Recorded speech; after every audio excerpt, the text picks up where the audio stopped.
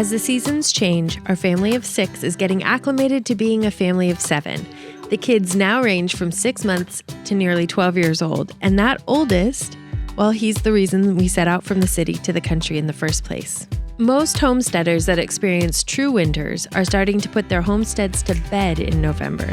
They're enjoying a relaxing fire in the living room while the days get shorter and shorter. But for us down here in Texas, fall is when we finally get to wake up after 110-degree summers and we get to work.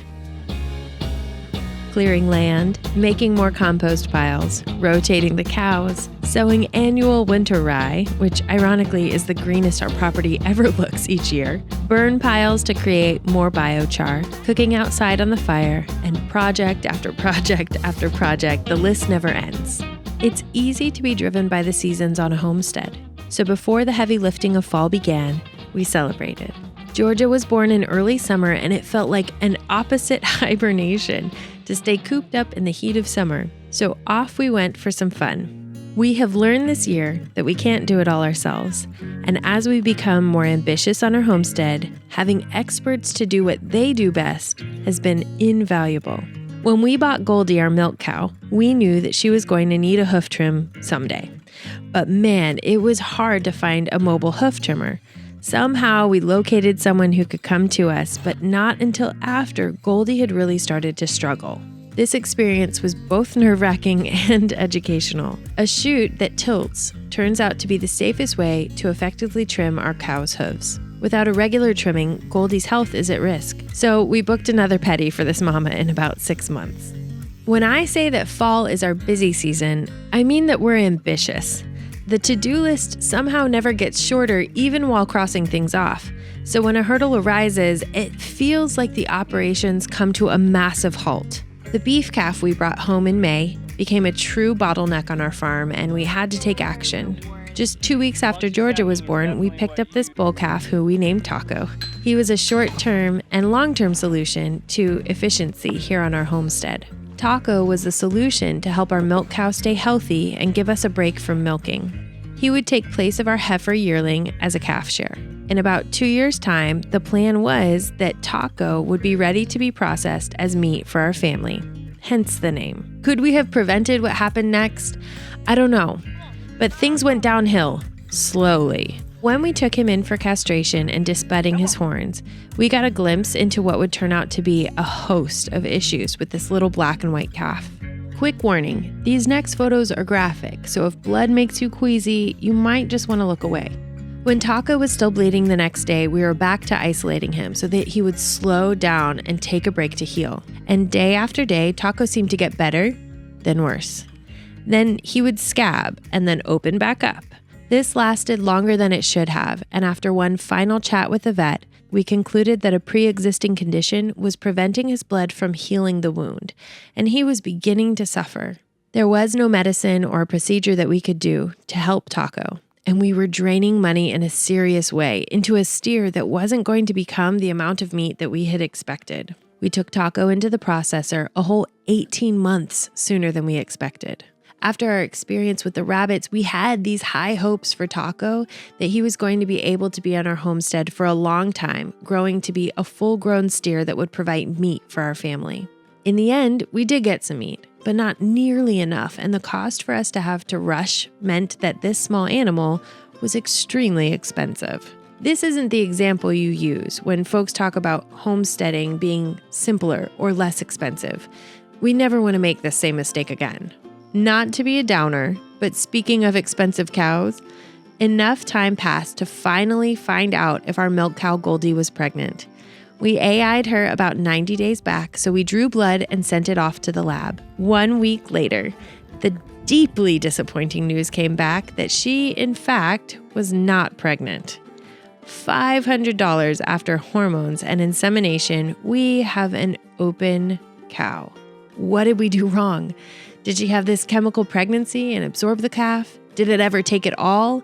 There are just so many questions. We expect to try again before the year's end, but to be honest, this news hit us hard. And it's hard that the clock is ticking. Cows gestate and cycle similarly to people, So if we want a new calf before the summer heat, we're going to need to make a decision soon. Okay, this may look like adversity, but I can also appreciate that this is beauty.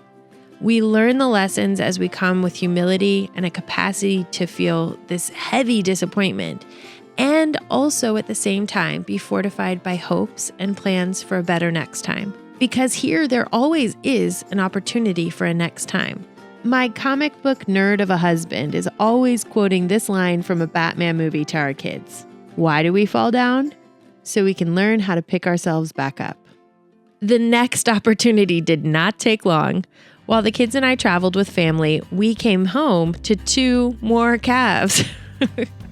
Although these are straight dairy bull calves, we have learned that there is still a market finding small nurse calves like these. We're going to raise these for about 6 months and then we'll sell them. It's called calf flipping, and although it's not our favorite strategy, this does keep Goldie healthy.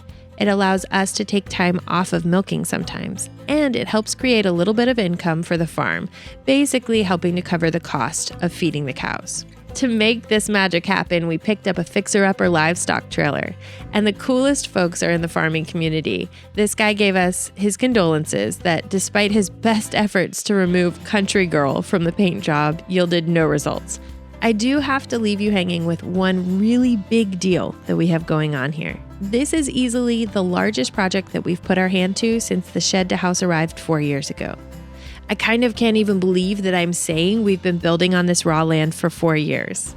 All the same, if you love an epic homestead project, I promise to share a full video on it soon, but here's a sneak peek. When I road tripped with the kids, Bo stayed behind. I told him not to stress over us being gone, to take care of the farm, and to call a pond builder. Y'all, he did not even hesitate. Again, the full story is coming on another video, but you don't want to miss this. If you're new here, you might have missed that we are breeding Idaho pastured pigs. We bred our sow Missy in June. This time we actually did it on purpose. And we expected her to give birth exactly 3 months, 3 weeks, and 3 days later. So when we left town to go camping, we knew Missy was capable, and we fully expected piglets upon our return. Praise the Lord for 4 healthy, warm, strong Idaho pastured piggies. We have 2 boys and 2 girls. This is our second litter as pig farmers, and we have learned a lot.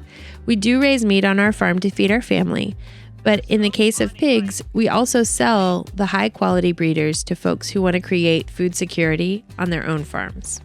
There is a lot of hurry up and wait on the homestead. Everything from weather to daylight affects our plans. Whenever we do something for the first time, it's pretty chaotic, and a lot of our lessons are hard-earned. But we firmly believe that easy doesn't mean better. And we believe that character is built through perseverance. So we take risks, and then we share what we learn, because that's what community is meant to do. Thanks for being with us here on our fall recap and learning alongside our fun and our folly. If you're interested in seeing more about how we built this homestead from scratch, check out this video.